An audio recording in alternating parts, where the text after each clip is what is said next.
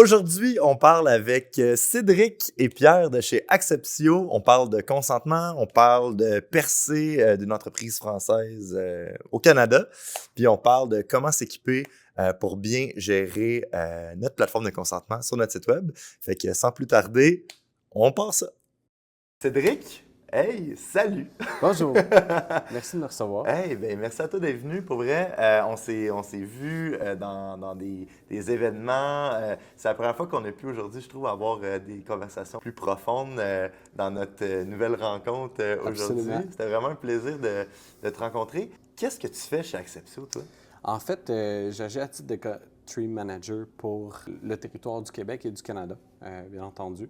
Donc, je m'occupe de la filiale au Canada, tant pour la croissance de l'équipe, croissance des clients, des partenaires et bien entendu notre présence sur le territoire. Oui, parce que Acceptio, c'est une compagnie française qui est arrivée avec RGPD il y a quoi? Ça fait quasiment une dizaine d'années maintenant. Là. Il me semble que c'était dans les débuts de Rablab, là, dans les années 2016, là, qu'on commençait à entendre parler de ça. Ça fait que peut-être un peu moins que 10 ans, mais la RGPD qui a été un gros remaniement de la gestion du data en Europe, qui est né une panoplie de systèmes de CMP, de systèmes de gestion du consentement, dont Acceptio, qui est quand même un très gros joueur en France depuis des années. Là, la loi 25 arrive au Québec il y a quoi, 4 ans. Ça s'installe tranquillement. Le monde a besoin d'installer des CMP sur leur site. Acceptio s'est dit, mais quelle bonne opportunité de marché, avec raison. Puis il a décidé de sortir de la France, sortir de l'Union européenne pour arriver au Canada. Tu le résumes plutôt bien. Dans le fond, la compagnie est née en 2018. C'était à la base une technologie qui était pour faire de la gamification sur les sites web auprès de l'expérience utilisateur et les encourager à interagir davantage avec les sites.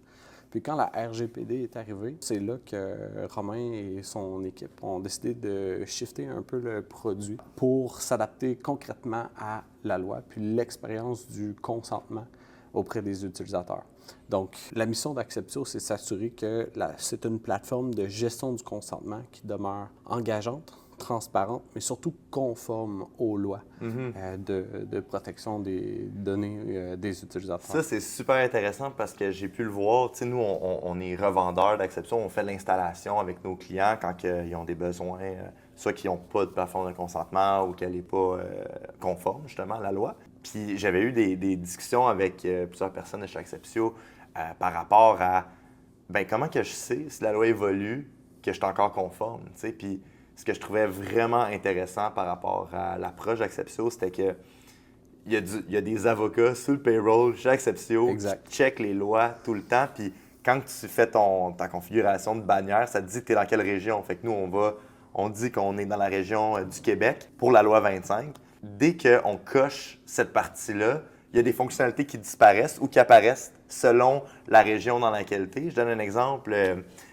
Au Québec, tu peux ne pas mettre de bouton « Refuser » directement. Tu peux avoir ton bouton « J'accepte les cookies » puis un peu aller cacher ton bouton « Je refuse » dans aller chercher plus de paramètres. T'sais. Fait que tu viens rajouter une friction pour refuser. Côté performance, chez nous en agence, c'est une pratique vraiment bonne parce que ça nous permet d'avoir des plus gros taux de consentement, avoir plus de données puis connaître beaucoup mieux les retours sur investissement des publicités de nos clients. Mais maintenant, je sais qu'en France, tu peux pas faire ça. Fait que, ou dans d'autres pays. Puis ce que je trouve cool, c'est que cette option-là, au Québec, est accessible. Mais si tu es dans une région dont c'est illégal de faire cette pratique-là, bien, la plateforme le sait, puis elle ne te laisse pas le faire. Exact. Puis en fait, tu le dis bien, il y a des nuances par rapport à certaines lois, dans le fond, selon les territoires. Puis chez Acceptio, c'est une mission pour nous de bien connaître ces différences-là pour s'assurer que la plateforme, elle évolue aussi conséquemment. Tu l'as mentionné, là, on a effectivement des avocats.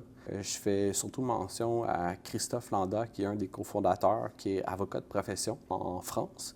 Lui, il est venu faire son barreau au Québec récemment pour bien s'immerger dans nos lois, les différences, les pratiques, puis comment aussi apporter des recommandations efficientes au niveau de tech pour s'assurer qu'on évolue conséquemment. C'est vraiment hot parce que, tu sais, ça, je ne l'ai pas vu nulle part, tu sais, avant de commencer à travailler avec Acceptio, on utilisait d'autres plateformes. Cette entreprise-là vraiment gère le consentement de toutes ses formes. Bien, ici, on le regarde vraiment d'un principe business. C'est certain que l'arrivée des lois font en sorte que les entreprises sont obligées de s'équiper et de se conformer. Donc, naturellement, il y a eu une vague de technologies qui sont arrivées pour répondre à ce besoin-là. Parce qu'il y avait une opportunité de marché. Sans nécessairement poser les questions de base, de dire comment on fait pour rendre les clients conformes aux lois, que ce soit basé au Québec, en Europe ou dans les autres territoires où que des lois similaires s'appliquent. Donc, naturellement, c'est un marché qui est venu inonder très rapidement de technologies. Une technologie connexe à un service qui existait déjà, soit au niveau de la cybersécurité. Mais la grande différence d'Acceptio, c'est qu'elle en a fait sa mission.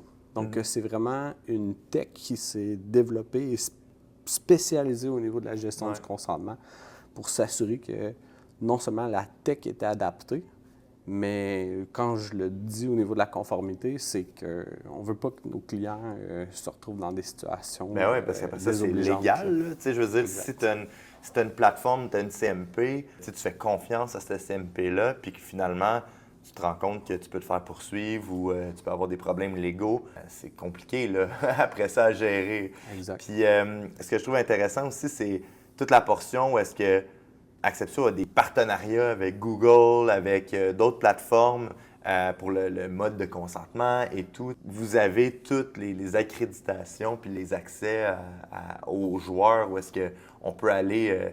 On est sûr qu'on est à la bonne place. En fait. Puis tu sais, ça fait aussi partie de nos valeurs de s'assurer qu'on est certifié par les différents joueurs comme Google. On travaille aussi très proche de l'IAB en Europe, mais aussi ici au Canada. On a plusieurs autres certifications. On a même travaillé avec des cabinets d'avocats locaux pour nous offrir des recommandations sur l'adaptabilité de notre plateforme, puis aussi recevoir des certifications là, par rapport à la loi 25. On travaille très fort pour assurer qu'on offre le meilleur aux clients. Tu sais, je pense que c'est ça l'approche que je trouve intéressante, c'est que, tu sais, même nous, en tant qu'agence, on s'est dit, bon, ben, on va essayer de s'exporter. Tu sais, on est très local au Québec, on parle français, on a notre culture ici. Après ça, c'est comme on va essayer de s'exporter en Ontario, dans le reste du Canada. Puis il y a souvent un mur parce que, tu sais, t'es pas... t'es un nouvel arrivant. Toujours un mur. Il y a toujours un mur. Puis tu sais, le fait de s'exporter fait en sorte que ben tu connais pas c'est qui les joueurs là-bas, tu sais pas à qui parler nécessairement, tu sais pas comment bander avec les gens parce que t'as pas la même culture. Puis c'est ce que je trouve super intéressant de la mise en marché canadienne d'Acceptio, qui est une super grosse entreprise en France, mais quand il arrive au Canada, il aurait pu dire on prend une couple de personnes internes déjà, qu'on embauche, peu importe, on les ship à Montréal ou à Québec, puis arrangez-vous pour développer le produit, puis faire une mise en marché. Puis finalement, Acceptio a décidé d'y aller autrement, puis j'aimerais ça t'entendre là-dessus, parce que je trouvais ça vraiment intéressant. Puis je pense que c'est un facteur de succès. Là. Bien, tu le dis bien. Je pense que, de mon point de vue, l'erreur principale que beaucoup d'entreprises font quand ils font une expansion internationale, c'est qu'ils envoient des gens dans un nouveau territoire, puis allez, va faire des ventes et débrouille-toi, ou on engage quelques joueurs locaux. Ils lancent de l'argent au problème, puis ils sont comme « let's go, trouver une solution ». Exact. Toutefois, l'approche d'Acceptio a été entièrement différente. Tu as eu la phase de, je vais l'appeler l'émission commerciale, où ils sont venus un petit peu explorer le territoire, comment il était fait, comprendre les lois. C'est-tu les C-level, les exécutifs qui ont fait ça? Oui. Je pense aussi que ça reflétait où était rendue leur réalité d'affaires. Je pense qu'ils n'étaient pas encore rendus une aussi grosse équipe qu'aujourd'hui. Donc, oui, cette équipe-là sont venus. Nous, on les a rencontrés dans différentes associations, entre autres l'Association québécoise des technologies. Eux avaient décidé de vraiment s'imprégner de la culture, aussi de connaître les joueurs locaux, puis vraiment de s'adapter à notre langue, nos approches commerciales surtout, et vraiment d'avoir la volonté d'investir dans le local. Ce que je veux dire par là, c'est que c'est pas juste une entreprise internationale qui est venue chercher ce qu'on avait dans notre territoire, c'est qu'elle a voulu développer avec les joueurs locaux. Créer une d'ici. filiale au Québec, au Canada. Exact. Puis je pense que cette approche-là change beaucoup dans la dynamique de succès d'une entreprise qui investit dans son internationalisation. Parce que surtout dans une culture québécoise comme la nôtre, où on aime travailler avec des gens, Protectionniste aussi. disons-le un peu comme ça, c'est important d'avoir une approche qui est ouverte et aussi collaborative. Donc, Fait que Acceptio est parti de avoir son entreprise en France qui est en croissance. Elle s'est dit, on va embaucher des Québécois pour bâtir le bureau du Canada. Fait que là, il y a eu du développement des affaires, des alliances. Je pense qu'on était dans les premières outreach qu'il y a eu, où est-ce qu'on a pu développer justement un partnership. On peut travailler ensemble avec le support. Tu sais, vous nous faites beaucoup de support, vous nous aidez quand il y a des affaires avec lesquelles on a un peu plus de misère. Tu sais, je pense que ça a été une approche vraiment intéressante d'aller chercher des agences, mais aussi aller directement chez les clients. Ça ressemble à quoi un peu votre introduction au marché? On a 3 approches pour permettre aux clients d'utiliser Acceptio. Dans le fond, notre première approche, c'est un self-sign-up. C'est-à-dire les clients qui veulent avoir accès à la plateforme peuvent tout simplement aller sur le site web, puis se connecter, configurer leur plateforme, puis l'installer sur leur site. Fait que ça, c'est la voie la plus facile et accessible à tous. Sinon, on a vraiment l'approche avec les agences partenaires. Étant donné que les agences font beaucoup de mise en place et de configuration de sites pour leurs clients, bien, naturellement, quand un site vient en ligne avec la loi 25, bien, c'est naturel d'assurer qu'il y a une plateforme de gestion de consentement qui est mise en place. Donc, on développe beaucoup nos relations avec les agences partenaires. Puis sinon, la dernière, c'est vraiment grâce à notre équipe commerciale qui est ici, travailler avec ce qu'on va appeler majeurs, ceux qui ont des gros volumes.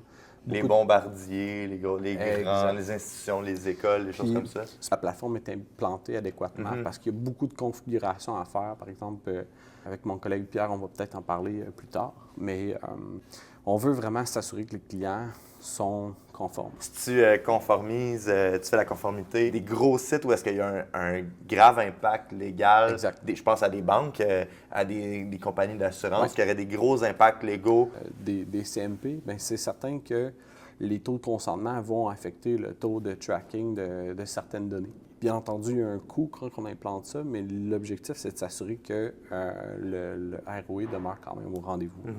100%. Puis, c'est arrivé avec une équipe qui était petite, elle s'est implantée au Canada. Ça ressemble à quoi votre équipe en ce moment? Pour l'instant, on est 2 personnes temps plein. On cherche justement à ajouter 1 à 2 nouvelles personnes d'ici la fin de l'année. Plus du côté commercial. Présentement, on travaille avec Pierre qui est au niveau du succès client. Donc, côté technique aussi. Exactement. Donc, succès client et tout autre chapeau connexe. Là. D'ailleurs, il est excellent. Là. Pierre, lui, qui a accès à tout le reste de l'équipe en Europe aussi, qui est immense. Là. Dans le fond, il sert d'interface un peu. Oui, il a son expérience, parce que ça fait longtemps qu'il travaille là-dedans. Mais quand même lui peut être buggé, ben, il a accès à tous les développeurs puis l'équipe française. Oui, puis c'est ça qui est intéressant, c'est que l'équipe en Europe, on est déjà plus d'une 50aine de personnes. Puis, il y a eu 2 acquisitions qui s'est faites récemment d'autres plateformes CMP. Une au Brésil qui s'appelle Adopt, puis un autre aux Pays-Bas qui s'appelle Cookie Code. Et ça l'ajoute de l'expérience supplémentaire à l'équipe, tant au niveau technique qu'au niveau de la science derrière la gestion du consentement, pour bonifier l'expérience des clients et des utilisateurs surtout. C'est cool, ça. Ça, pour nous, c'est vraiment une valeur ajoutée qu'on amène dans l'écosystème quand on travaille avec des clients. Si on n'a pas nécessairement la réponse, bien, on a quand même accès à une équipe là, qui travaille avec plusieurs types de comptes à l'international. Fait qu'on envoie beaucoup des différents cas pour s'assurer que les clients ont ce qu'il faut. Fait que là, ce que vous focussez au Québec, au Canada, en fait, c'est d'aller chercher plus de Salesforce, plus de personnes qui vont pouvoir faire connaître le produit, démarcher d'autres agences, démarcher des entreprises, fait que du Ouais. démarchage puis du... Tout à fait, sans négliger le côté de l'expérience pour nos clients. Fait que ça serait une espèce de, Un de bon mix ballon. quasiment une personne pour un. Une fois que quelqu'un trouve la clientèle, peut au moins l'assigner à une autre personne qui va gérer le compte. On est encore en train d'évaluer L'organisme. ce ballon-là. Ouais. On ne se cachera pas qu'on est encore dans un marché qui a beaucoup d'éducation à faire et beaucoup d'accompagnement. Ouais. Fait qu'on ne voudrait pas nécessairement négliger ça ou de outsourcer ce service-là à une des équipes internationales parce que pour nous, la proximité dans le fuseau horaire est important. Puis, bien entendu, les barrières de langue. Là. Ouais. Donc, on veut s'assurer d'offrir le maximum de l'expérience pour nos clients. Au moment où on se parle aujourd'hui, tu sais, de pouvoir aller faire un QBR, même en personne avec Pierre, ou d'aller se rencontrer en vrai, tu n'auras jamais ça qu'il n'y ait aucune autre plateforme. Je pense qu'il n'y a aucune autre plateforme sur le marché qui offre ce type d'accompagnement-là. Puis c'est un des gros éléments différenciateurs qu'on a présentement pour nos clients qui sont basés ici au Canada. Là. Je sais pas si ça va tout être de même, parce qu'avec la croissance vient tous les challenges qui viennent avec, mais la beauté, c'est qu'en ce moment, c'est ça. C'est certain que ça a toujours fait partie d'une valeur, puis je pense que cette proximité-là amène pour beaucoup. Oui, parce que pour avoir rencontré même le staff de France, souvent on avait fait des événements ici, les gens de France viennent, tu sais quoi, une fois par trimestre quasiment? Oui, puis tu sais, on parlait tout à l'heure de valeur, là, de l'engagement, ben ça se reflète aussi dans l'approche d'Acceptio. Cet engagement-là, d'être présent, d'être proche des clients, d'être proche de la communauté. Putain, j'ai jamais mangé autant de biscuits, là. Chaque fois qu'il y a un event, t'as genre le doute d'Acceptio qui arrive. J'ai des biscuits, man, tout le temps. Je suis en train de prendre du poids, man. Il y a trop de biscuits qui se donnent dans les events. Tu m'as même appris tantôt que là, on avait la loi 25.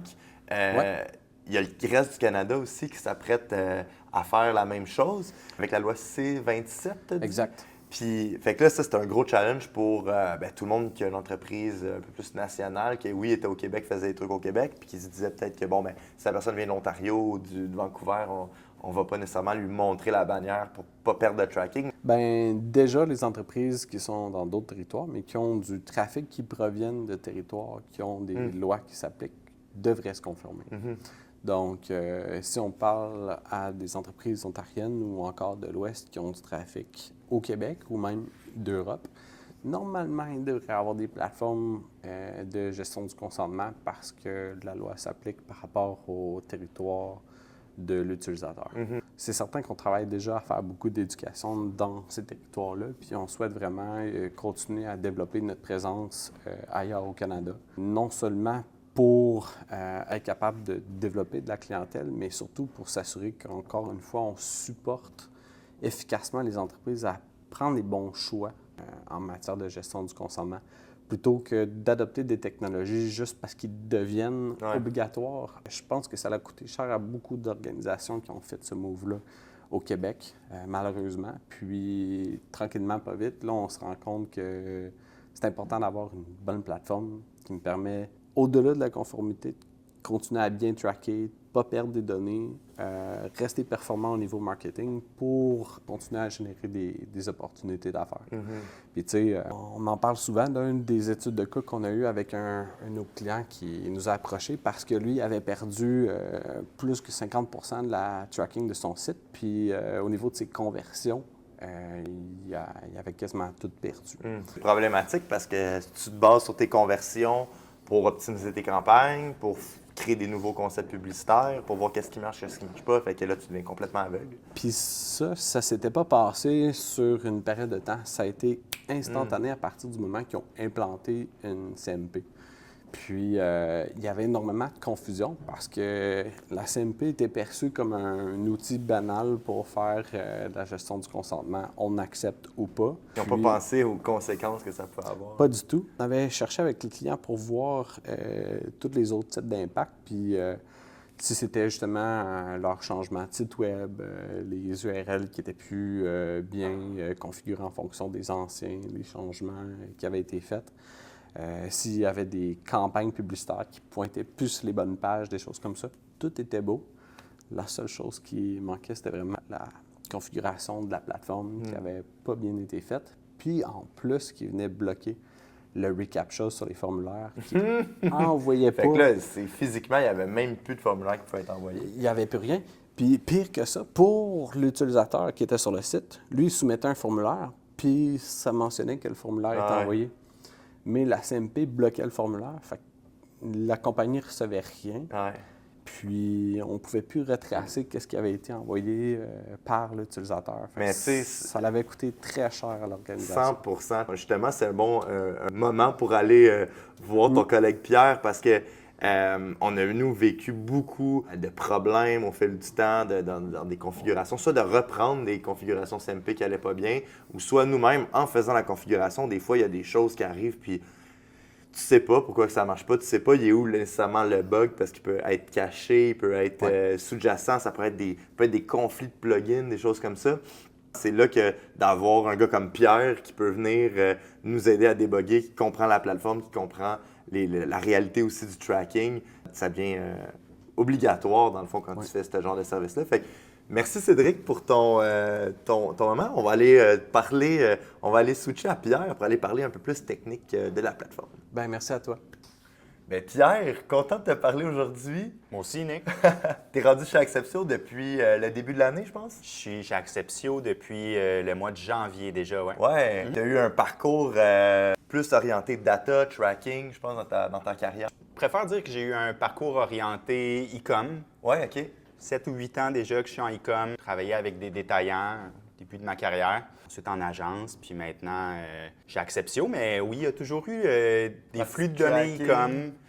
Au début, c'était le tracking des expéditions. Ouais. Après, le catalogue produit, puis finalement, les métriques e-com, même le consentement. Ah, mais c'est cool, parce que tu travailles avec nous maintenant côté agency, comme depuis que nous, on tourne notre banque de clients qu'on a chez Acceptio, avec qui on implante les CMP, la gestion du consentement pour les sites web. Puis c'est avec toi qu'on a une relation un peu plus, on va dire, day-to-day. On ne se parle pas à chaque jour, mais c'est toi qui viens nous aider, répondre à nos questions. Fait que ça, c'est une affaire aussi que je trouve extraordinaire de travailler avec Acceptio. C'est toute la partie support qu'on peut avoir, puis relationnel, d'avoir du monde à Montréal à qui on peut jaser versus n'importe quelle autre plateforme. Que c'est un chat ou un knowledge base, puis ils te répondent dans 48 heures, 72 heures. Puis pendant ce temps-là, tu es auprès avec des problèmes de tracking qu'il faut que tu règles maintenant. C'est ça notre relation un peu qui est vraiment le fun, là, je trouve, de travailler avec toi, en fait. Ouais, ben t'as accès à mon calendrier, hein, fait que... Ouais, c'est ça. À chaque fois qu'il y a de quoi, c'est comme Florence qui te bug. « Hey, pourquoi ça marche pas? » Mais non, pour vrai, c'est vraiment cool. Puis tu sais, depuis l'implantation de la loi 25, c'est très vaste, là, la loi 25. Il y a eu, c'est de bien contrôler les données, bien contrôler comment tu gères les adresses de des clients, mais aussi tes employés. Puis c'est super vague. Puis on s'entend que la bannière de consentement, c'est une toute petite partie de cette grande loi-là qu'il y a eu. Comment tu vois, toi, ce changement-là au Québec qu'il y a eu parce que ça fait quoi, 2 ans? C'était en 2021 que ça a comme commencé, mais maintenant, on est rendu quelques années plus tard. Comment tu vois l'évolution? Comment ça s'est passé, toi, de ton côté? Trouves-tu que ça a bien été adopté? Trouves-tu que la loi a fait du sens? Comment tu trouves le challenge de pouvoir faire la part des choses entre la loi globale puis la portion qu'on peut contrôler, nous, en tant qu'agence web ou plateforme web? La loi fait beaucoup de sens. J'étais là il y a 2 ans. Je travaillais en agence à ce moment-là. J'aurais pu travailler chez Rablab dans un monde. T'étais chez un compétiteur, oui. Adiso, pour bien les nommer, disons-le. Un joueur qui a 20 ans, ça fait plus de 20 ans, qui est au Québec. C'est une institution rendue là comme en tant qu'agence. J'ai eu beaucoup de plaisir de travailler là, mais j'ai eu la chance de surfer cette vague-là. Il y a énormément d'institutions qui ressentaient un peu le feu de leur conseil d'administration qui disait là, c'est le moment de se mettre en conformité au niveau de la loi 25. Je pense qu'au niveau des grandes entreprises, il y a un effort. On a vraiment vu un effort, même en tant que citoyen du web. Pour ne pas dire netizen, je le vois, énormément de sites ça a été adopté, tu vois beaucoup de bannières qui pop, acceptez-vous les cookies, tout ça, mais des fois, c'est un peu un front plus que d'autres choses aussi. Il y a comme 3 camps. Il y a ceux qui se sont équipés, qui ont fait la bonne décision, mais qui ont accepté de mettre une croix sur 40 à 60 de leurs données. Il y a une petite portion qui se sont dit, nous, on ne veut pas affecter l'expérience utilisateur, fait qu'on va se mettre en conformité en supprimant tous les trackers. Très, très rare. qui n'est pas nécessairement une bonne idée non plus, selon moi. Je suis d'accord avec toi parce que là, tu te ramasses vraiment juste avec une vitrine. Puis, tu as ceux qui ont fait des efforts peut-être moins honnêtes de faire la conformité de façade. Puis, des fois, c'est même pas par malhonnêteté, c'est plus par manque d'accompagnement. Ouais, 100 On a envie de mettre la bannière. On se dit, c'est le meilleur premier pas, mais la bannière, là, c'est juste, tu sais, au final, c'est une C'est un image. bouton. Oui, il faut mettre toute la mécanique en arrière. Exact, parce que tu sais, quand on fait des setups de CMP, il faut que tu catégorises tous tes cookies, tu regardes, bon, ben ça c'est un cookie de Google Analytics, ça c'est un cookie fonctionnel parce que, ben si j'ai pas ce cookie-là, par exemple, mon add to cart sur mon e-com ne marchera pas. Ça, c'est un cookie de conversion une fois que la personne a rempli un formulaire ou qu'elle a fait un achat. Fait que c'est de la job là, de tout catégoriser ça puis s'assurer qu'il fonctionne à chaque étape aussi. Parce que tu peux dire, j'accepte les cookies analytics, mais pas les cookies marketing, par exemple. Ou j'accepte les cookies fonctionnels, ça, tu n'as pas le choix parce que sinon le site ne marche pas. Mais j'accepte les cookies, mettons, de conversion, mais pas de remarketing, par exemple. Fait qu'il y a tout cet aspect-là que si c'est mal configuré, ça ne marche pas. Il y a un paquet de monde aussi, nous on l'a vu énormément, où est-ce que tu installes la bannière, puis là, du jour au lendemain, mettons, il n'y a plus juste aucune conversion, puis là, c'est la panique parce que peut-être qu'il y a eu un plugin qui a été ajouté au site web, peut-être qu'il y a eu des modifications au niveau du code, peut-être qu'il y a des choses qui viennent rentrer en conflit. La solution facile, c'est de se dire, bon, on laisse la bannière là, on continue de laisser aller le tracking pour pas perdre des données, parce que des fois, il y a des gros enjeux de performance, puis même des business qui peuvent go under parce qu'ils ne peuvent plus rouler leur système d'acquisition de clients puis que ça ne fonctionne pas puis que personne ne sait trop comment ça marche, comment régler le problème aussi. Ce qui est touché avec la conformité de façade, c'est, on peut se dire, c'est le meilleur premier pas pour moi de mettre une bannière, mais aux yeux de la loi, c'est un peu comme un pas de recul. On a des comportements trompeurs en utilisant une CMP qui donne une fausse impression de choix à l'utilisateur. C'est pas quelque chose que je recommande, mais tu l'as vu comme moi, là, la première chose que le client va dire quand ça va mal, c'est « on revient en arrière ». Ouais. Je me mets à ta place, là, cette sueur froide-là qui te glisse sur les épaules parce que tout l'effort que tu as mis pour configurer ta CMP, c'est comme... Tu recommences. On met ça sur la glace, là, on peut pas se permettre de perdre la donnée. Ouais. Je trouve que c'est très, très, très important pour les gens qui font du Google Ads ou du Facebook Ads ou d'autres plateformes de ads qui se basent entièrement sur des données que tu remontes pour optimiser le compte, pour aller faire des investissements publicitaires à quelque part. De se dire du jour au lendemain, on a perdu justement 30 de taux d'opt-in, par exemple. Ça fait mal aux résultats. Puis après ça, tu sais, c'est de la job de revenir en arrière puis de se dire, on se fie plus, admettons, nécessairement aux plateformes de ce que Facebook puis Google ils nous disent. On va aller regarder ton PNL, on va aller regarder tes chiffres business, comptables, pour voir c'est quoi tes coûts d'acquisition, c'est quoi tes coûts de revient, c'est quoi tes marges de profit avec tout ça en place. Puis, tu sais, on s'entend, la plupart des gens qui font du placement web n'ont pas ce background-là et ce knowledge-là nécessairement. Fait que ça prend d'aller encore plus loin dans l'analyse. Mais je trouve que c'est comme tout dans la vie. Ça crée des opportunités aussi d'affaires pour l'agence ou des opportunités aussi pour revoir leur processus. Ça fait quand même un petit pincement au cœur quand tu es en agence puis tu accompagnes ton client dans la mise en place de GA4. Puis là, tu t'assures d'avoir les chiffres le plus précis possible puis toutes sortes de comparaisons avec d'autres plateformes. Et maintenant, on est en règle. Puis le prochain projet que tu lui amènes, c'est maintenant... On va un peu saboter toutes tes métriques. Finalement, on ne les regardera pas trop, tes métriques. Laisse faire ça. C'est vraiment touché, hein? C'est vraiment touché. Mais bon, tu peux toujours te rabattre sur les métriques qui vivent à l'intérieur de la plateforme de consentement parce que ces métriques-là sont libres de consentement, c'est-à-dire qu'à cet endroit-là, on compte tous les visiteurs, tous les nouveaux visiteurs, toutes les pages vues. Les utilisateurs mobiles, desktop, on compte tout le monde qui a vu une bannière. Fait que tu as quand même une nouvelle source de vérité sur laquelle tu peux te rabattre. Sur laquelle tu peux faire aussi des règles de 3. Oui. Souvent, ce qu'on fait, c'est de regarder, c'est quoi ton taux d'opt-in, c'est quoi ton taux de consentement avec tes utilisateurs total. Fait que déjà là, tu peux faire des patterns, des ratios, en se disant, oui, on a perdu de la visibilité sur les traffic analytics ou sur les autres plateformes. Mais si on regarde, mettons, ce qu'on voit là versus le rapport avec le taux d'opt-in puis de consentement, on peut se permettre de faire certains modèles qui nous permettent d'avoir une meilleure idée de ce qui se passe réellement.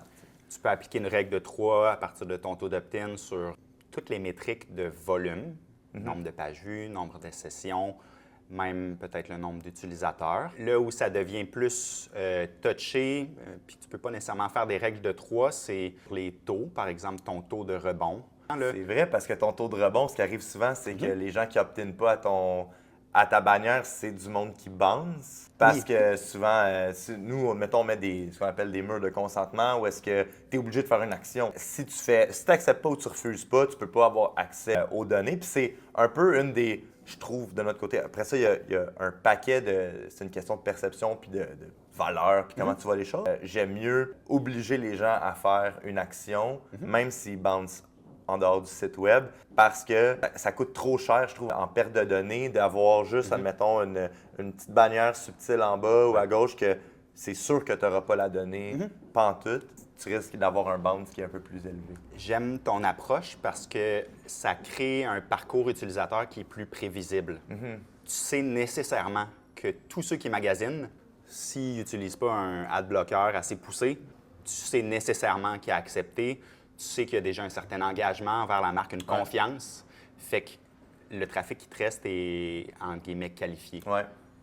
Ce qui est particulier sur le taux de rebond, c'est que tu le sais très bien que le mur de consentement va tirer le taux de rebond à la hausse. C'est naturel. On impose un choix à l'utilisateur dès son arrivée. Il y en a qui s'attendaient à avoir... il y en a qui s'attendaient à avoir un produit, puis là, ils sont comme... Je ne veux pas ne pas voir le produit, je ne veux pas collaborer, je m'en vais. Il est attendu que ton taux de rebond augmente. Par contre, dans tes plateformes analytiques, tu vas avoir l'illusion que ton taux de rebond a diminué. Parce que tous les utilisateurs qui restent, ceux qui consentent, n'ont par définition pas rebondi. Ceux qui ont rebondi sont donc presque tous des utilisateurs qui ont refusé ou non interagi. Fait que ça crée un biais. C'est vrai. Par contre, le vrai taux de rebond, tu le vois dans ta plateforme de gestion du consentement. Fait que ces chiffres-là, dès que tu mets un mur de consentement, ils vont diverger, puis il faut que tu t'assures de suivre le bon chiffre. Ce qui est intéressant, c'est que les données que, mettons, une plateforme comme Acceptio peut donner nous permet d'aller mieux mesurer après ça la réalité plutôt que de juste se dire « Merde, j'ai perdu tant de pourcentage, puis là, je sais pas trop quoi faire avec ça. » Ce que j'aimerais voir un jour, ça serait un score de qualité ou peut-être une couleur sur chacune des métriques dans nos plateformes analytiques qui indique « Ouais, en fait, cette métrique-là, elle représente peut-être juste 50 de tes utilisateurs ou elle a une qualité diminuée parce que ton taux d'acceptation est sous la moyenne. » J'aimerais voir des métriques de fiabilité. C'est comme des métriques sur les métriques. C'est un peu méta, mon affaire. Là. Mais c'est vraiment intéressant, mais tu sais, qu'est-ce qui empêcherait quelqu'un de développer ça pour son propre site, sachant qu'il y aurait, mettons, des plateformes comme nous autres que tu pourrais extraire la donnée, de savoir c'est quoi tes taux, puis exporter, mettons, ton GA4, ton Search Console pour aussi, parce qu'on le voit aussi, mettons, en SEO, avec la Search Console, de se dire, OK, voici tout mon trafic organique, puis tu regardes, mettons, tous les clics venant de la Search Console. La Search Console manque beaucoup de données des fois, mais tu vois que sans être exact, tu es capable de faire des corrélations qui sont vraiment intéressantes versus juste se fier à la Search Console ou juste se fier à Analytics. Tu sais, des fois, on voit qu'il y a du trafic en baisse côté organique, mais le trafic direct a augmenté, par exemple. Puis tu vois que tes positionnements, mettons qu'on prend SEMrush pour suivre des mots-clés, le positionnement s'est amélioré, puis ton nombre d'impressions puis de clics s'est amélioré dans la Search Console, même si ton trafic organique a descendu. Fait qu'il y a moyen d'aller faire des corrélations, de dire « OK, bon, ben, j'ai sûrement une partie du trafic organique qui s'est transformé en trafic direct de part, des fois, ça peut être justement la bannière de consentement qui peut-être est arrivée trop tard ou qu'il y a eu un problème de paramétrage, des fois, ou est-ce que, tu sais, des fois, dépendamment de la synchronicité de tes JavaScript peut venir aider. Fait que nous, ça nous permet d'avoir une heure juste sur la qualité du data. Puis aussi, après ça, regarder, bon, mais y a-t-il de quoi dans CMP qu'on a mal configuré ou qui a changé? Des fois, ça peut être juste le client, il a acheté un plugin. Puis là, le client, il a acheté un plugin. Puis là, tu es comme, bon, mais ce plugin-là, il était asynchronous. Puis il se fire avant tout le monde. Puis là, ça a tout pété ton data organique. Il y a des affaires, des fois, qui arrivent. Puis c'est ça l'importance de tout le temps garder un œil là-dessus. C'est pas set and forget, là, une bannière de consentement. Il faut que tu l'installes. Oui, tu regardes toutes les catégorisations, mais après, il faut que tu fasses une maintenance de ça parce que sinon, tu vas perdre le contrôle de tes données. Cette idée comme ça, on a une fonctionnalité qui permet d'afficher un mur de consentement à la seconde ou à la troisième page visitée dans le parcours, ça peut avoir l'air intéressant en se disant OK, on va attendre que les utilisateurs soient un peu engagés, puis après, on va leur poser la question s'ils acceptent d'être traqués. Mais dès qu'on a quitté la première page, on a perdu la source de trafic. Fait que tout le trafic qui a consenti sur la deuxième, la troisième page va apparaître comme du trafic direct. Ouais. On perd la source organique. Fait que ça peut être une fausse bonne idée. C'est vrai, bien, maintenant que tu en Utiliser parles, ça. on le fait ça de Ouais. temps en temps. Ou est-ce qu'on s'est dit justement, on va pas, parce que tu sais, des fois, tu as le pop-up de newsletter, tu as le pop-up du consentement, tu peux avoir pop-up de promo, peu importe si tu as un e-com ou pas. Ouais. On s'était dit, hey, on va attendre justement quelques secondes pour que vraiment on élimine les bots qui Ouais. bounce. Puis deuxièmement, on va avoir justement, peut-être, comme tu disais, un trafic plus qualifié de ce qui va rester. Si tu changes de page en arrivant, tu cliques sur un autre lien, tu vas dans le menu, tu viens de perdre ça directement. Fait que le délai d'apparition, lui, je l'aime beaucoup. Tu peux combiner le délai d'apparition à aussi, dès que l'utilisateur clique sur un premier lien. Donc, avant qu'il voit sa deuxième page, on lui pose la question. À mon sens, c'est la meilleure façon de rattraper un consentement avant que la source de trafic nous glisse entre les doigts. Comment tu vois toute l'apparition des agents qui vont naviguer pour toi sur un site web, tu sais, qui vont sûrement même accepter le consentement, ces agents-là? Parce qu'on a vu récemment des robots, des agents qui cliquaient sur « I'm not a robot ». Ça a créé un peu une espèce de tollé sur Internet parce que là, c'est comme « OK, mais tu sais, ils sont assez… » Ils ont un comportement humain, ces robots-là. Fait que comment tu vois ça, tout le bout de consentement, de agent, puis après ça, là, ces agents-là, ils ont une source de trafic différente. C'est plus, c'est pas Google, c'est pas un user. Tu peux pas nécessairement le retargeter parce qu'il a son propre browser. Comment tu vois l'avenir de ça? Que tu dis, c'est un robot qui clique sur Je ne suis pas un robot », ça me fait vraiment penser aux trois lois de la robotique. Je pense que ça, c'est quelque chose de pas net ici. Bon, l'avenir pour les plateformes de gestion du consentement et pour les permissions que pourrait accepter un agent, ce que j'aimerais voir, OK, c'est que les agents deviennent, c'est peut-être exagéré comme terme un peu, pas nos employés, mais qui puissent respecter nos préférences de consentement. Moi, Pierre, en tant que citoyen du web, si je me magasine une paire de chaussures puis que je décide de passer par ChatGPT puis que j'aimerais être reciblé par des belles godasses. Au lieu de voir des pubs qui n'ont pas rapport, genre des couches pour enfants. Exact. Je trouverais ça cool si je pouvais explicitement dire dans ma recherche, j'aimerais être reciblé, puis mon ou mes agents qui font la recherche pour moi. Mais après, ce qu'on sait, c'est que la plupart des CMP ont des listes d'exclusion qui vont faire qu'on n'affiche pas ces éléments-là visuels. On a une liste de blocage là, pour toutes sortes de robots. C'est épineux. C'est tellement nouveau, là, ce qu'on voit avec les crawlers de OpenAI et tout ça. Je sais pas. Mais ce que je crois qui arrive dans le futur, probablement dans les 5 prochaines années, c'est que nous, on va surtout devenir une couche d'échange d'informations entre les préférences que l'utilisateur a, qui va peut-être un jour pouvoir régler dans son Gmail, dans son iCloud ou dans son navigateur. Dans son Chrome. Oui, il va centraliser ses choix de suivi marketing et tout ça. On va devenir une couche d'échange qui lit ça puis qui s'assure que ça soit respecté sur tous les sites qu'il visite. Fait qu'à la place d'avoir tout le temps la bannière, il y a comme un… Si tu le fais d'avance, ben, c'est comme un handshake, dans le fond, entre le site web puis ton navigateur qui est déjà préprogrammé. Oui. Puis là où on va savoir qu'on a atteint un autre niveau d'expérience utilisateur, c'est quand on va être complètement transparent. Ça fait bizarre un peu à dire, là, parce qu'on est un peu dans la business des pop-up, on est une bannière. Oui, on explique des choses à l'utilisateur, mais c'est pas nécessairement la chose qu'on préfère voir en arrivant sur un site. Quand on va s'afficher dans 5 % des sessions, parce que pour toutes les autres, ça se fait automatiquement, là, je pense qu'on va avoir passé à un autre niveau. Mais tu mets le doigt sur quelque chose d'intéressant, je trouve, c'est l'aspect UX des bannières. Je pense qu'il y a beaucoup de personnes ou d'entreprises qui se sont juste dit, bon, ben, on va se conformer, on va mettre une bannière, puis ça va être ça. Mais c'est ça que je trouve qui est intéressant avec Acceptio, c'est tout le côté où est-ce que tu peux aller vraiment plus loin dans la customisation de la bannière, la personnalisation de cette bannière-là, puis que tu es en mesure de rajouter des images qui sont propres à toi, ton propre branding, ton propre messaging, les propres messages que tu vas donner.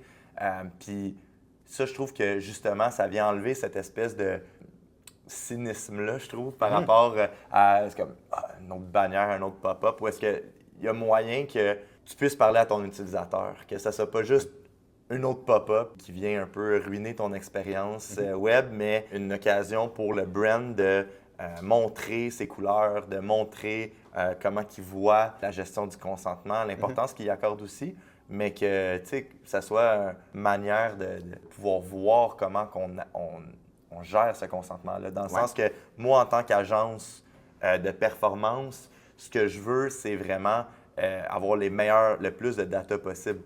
Après ça, t'en as que ce qu'ils veulent, c'est être le plus transparent ou respecter le plus possible le consentement. Puis ça va être un peu des approches différentes avec ta bannière. Oui. Parce que, mettons, en mode performance, on va mettre un consent wall, on va cacher le bouton tout refuser, on va lui donner l'option de mettre plus de paramètres, puis le bouton accepter va être en gros. Fait que nous, on s'arrange pour mettre toutes les chances de notre côté pour avoir le plus de data possible. Mais il y a d'autres compagnies que c'est pas ça qu'ils veulent. Ils veulent pouvoir donner la chance à l'utilisateur de refuser, qui se dit c'est pas grave si je perds des données, ce que je veux, c'est avoir la meilleure expérience possible. Fait que je trouve que c'est ça qui est beau un peu avec votre outil, c'est que peu importe c'est quoi ton intention derrière, tu peux aller chercher l'outcome que tu veux avec la bannière. Je me dis qu'il y a deux bonnes façons de faire dans le ton utilisé dans la bannière. Soit tu utilises un ton qui est peut-être plus générique, mais qui reste ludique et pédagogue. Ça, c'est nos textes par défaut. Ils sont très différents de ceux de la compétition, mais ils font quand même leur travail. Aux yeux de la loi, ça fonctionne, sauf qu'on fait de la personnification d'un cookie. Salut, c'est nous les cookies, voici à quoi on sert. Déjà, c'est un peu différent. Tu vas jamais lire un contrat qui dit « Salut, je suis ton contrat ». C'est un peu c'est spécial, mais c'est pour ça que ça marche. Première option. Deuxième option, aller all-in sur le ton de la marque. Si tu es un artiste, un humoriste, si tu es l'opéra de Montréal, pourquoi pas aller all-in sur ces caractéristiques-là, faire des jeux de mots avec la musique, utiliser des cookies musiciens, mais vraiment y aller all-in sur le ton de la marque. Un petit tip comme ça, là, le taux d'interaction, lui, il va être surtout influencé par l'espace que le widget occupe dans l'écran. Okay? C'est très simple. C'est la plus grande corrélation qu'on peut faire, là, c'est la longueur du widget. Plus il est long, plus les gens interagissent. Mais l'autre chiffre important, c'est le taux de consentement. La seule façon qu'on peut l'influencer, c'est avec la confiance que les gens y ont envers la marque. En utilisant un widget qui représente le ton de la marque, le taux de consentement va venir en conséquence. 100%.